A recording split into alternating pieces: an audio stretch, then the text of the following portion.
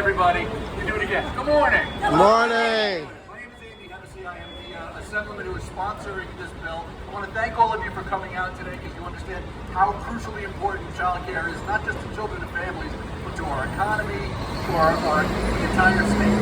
So let me tell you very briefly, Governor Hochul please sign this bill, and I'll give you a little bit of context to tell you why it's so important. So give Governor Hochul credit.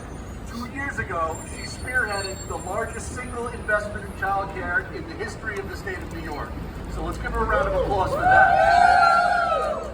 The problem with that investment, and it was billions of dollars, the problem with that investment is we haven't seen the uptake in the amount of families that are getting into child care slots.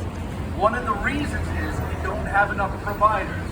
One of the reasons we don't have enough providers is we need to start sending kids who have families who work part-time or flex schedules at night to get those subsidies to get into the system. That will bolster the system and that will allow our child care providers to be working on nights, weekends, and flex schedules. It's crucially important. Also crucially important for the families, so that group of parents can go back to work. That's thousands and thousands of parents who go back to work, and then we'll be putting money into our economy. And finally, the most important thing for me is these kids. Right now, state law is discriminative. It is telling you that if you are a parent and you work full-time, then your kid can have full-time child care.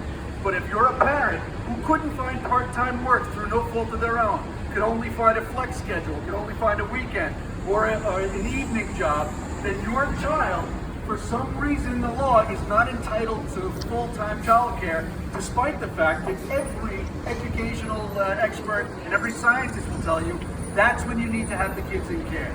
So the answer is we've got to help these kids regardless of what their parents' schedules are, regardless of what their work experience is.